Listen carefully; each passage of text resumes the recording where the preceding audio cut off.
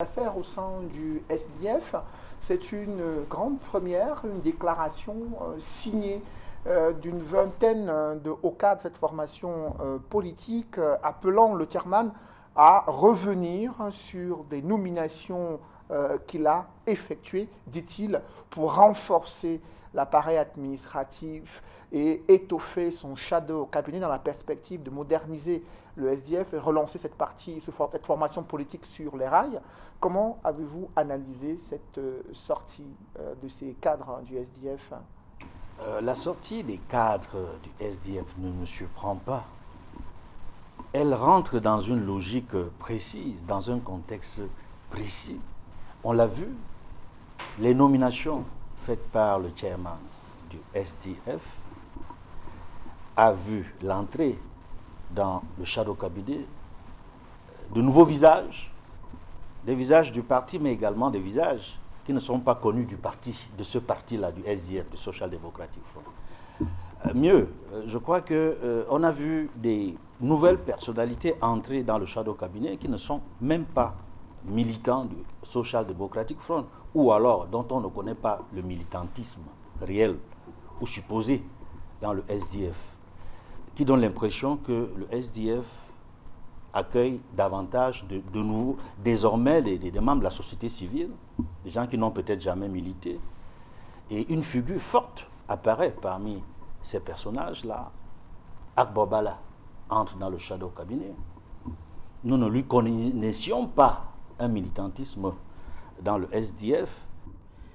On ne devient pas membre du comité exécutif national en devenant ministre, comme on le voit dans le RDPC. Dans le RDPC, il y a des gens qui n'ont jamais milité. C'est quand on les bombarde à un poste qu'ils deviennent militants du RDPC. Mais dans le SDF, l'article 7.4 dit que pour devenir membre du NEC, il faut avoir milité 5 ans de manière non interrompue. Il faut avoir milité dans le parti 5 ans. On n'entre pas au bureau national par le sommet, parce que le chairman vous a coopté ministre. Non.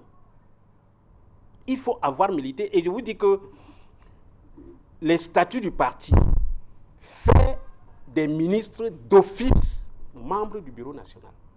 Alors, quand vous voulez nommer quelqu'un qui va devenir d'office membre du bureau national, regardez un peu les textes.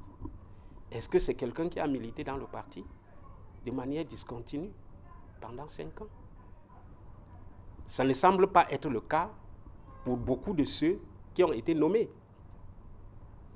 Deuxièmement, Cédric, au terme de l'article 2 du règlement du Congrès, sont délégués au Congrès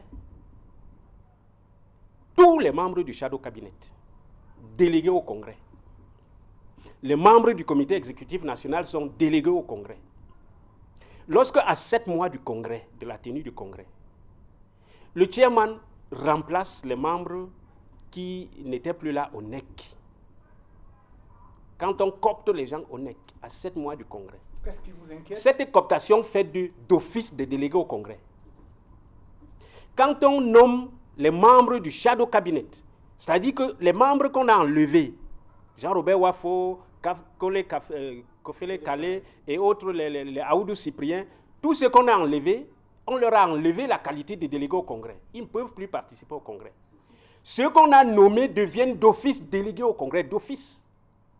C'est-à-dire que à 7 mois du Congrès, on désigne déjà par cette décision les délégués qui vont aller au Congrès. C'est pas bon. Pourquoi? Pour nous. Qu'est-ce qui vous inquiète dans cette... C'est pas bon. Au regard du contexte et des élections du Congrès qui approchent? On n'envoyait pas l'urgence. Ça, c'est la première chose. Parce que les postes qui sont vacants, quand on nomme quelqu'un ministre des droits de l'homme, le poste était occupé par N'Djamène. N'Djamène est parti depuis quand? Pourquoi depuis que N'Djamène est parti, on n'a pas nommé quelqu'un pour le remplacer immédiatement? Pourquoi attendre la veille du Congrès? Vous comprenez que, s'il vous plaît, vous comprenez que cette nomination consiste d'office à donner des délégués à l'un des potentiels candidats. C'est pas bon, parce que, comme Edmond l'a dit, tous ceux qui ont été nommés, je dis bien tous, sont les partisans de Joshua aussi. Je ne voudrais pas qu'on donne l'impression, M. Noufeli, que sur votre plateau, sur le plateau que vous modérez, qu'on donne l'impression que des individus viennent là en bande organisée pour soit tirer sur Ni John Frundi, soit tirer sur le gouvernement sur des questions qui n'ont pas de sens. Je reviens sur le SDF. Que ce soit Kamgia, que ce soit Maître Tapi, aucun n'a été capable de nous démontrer que l'acte posé par le chairman Ni John Frundi a été illégal. Ou que le chairman lui-même n'a plus la légitimité de poser de tels actes. Il s'en a été incapable de nous démontrer. Sauf que, non, il fallait consulter, il fallait d'abord voir ceci. Mais on est où là? Attendez. Maître Lavoisier Sapi a cité des articles relevant des statuts du SDF. Est-ce que vous avez suivi ces arguments? Il n'a pas remis en basés sur les statuts du parti. Les nominations du chairman. Maître Sapi est encore là. Il n'a jamais remis en cause les nominations du chairman. Je le suis attentivement. Si nous l'avons fait. Il n'a pas remis en cause les nominations. J'ai signé la déclaration. J'ai signé la déclaration de Bouddha qui remet en cause la procédure. Non. Il ignore que dans le management. Il a la parole, je vous en prie. Dans le Émile management, a la parole. il y a un principe. Oui. Qui peut le plus, peut le moins.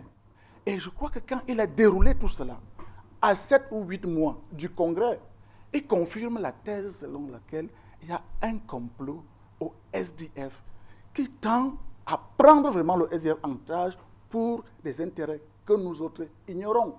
Parce que, quelles que soient les raisons, quels que soient les motifs, tant il est vrai que c'est le chairman qui répond encore au nom du SDF, qu'il fasse ses nominations à 2 jours, si les textes, le règlement et autres lui donnent la possibilité de le faire, je ne vois en quoi il doit être contesté.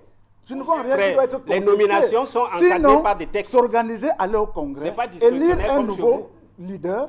Mais tant que le chairman est là, vraiment, il faut rester. C'est pour ça que je posais des questions d'indiscipline au sein de cet appareil-là. Et ça confirme la thèse qui soupçonne qu'il y a une tendance du SDF qui a des intérêts qui n'ont plus rien à voir avec le SDF. Ça, il faut le dire.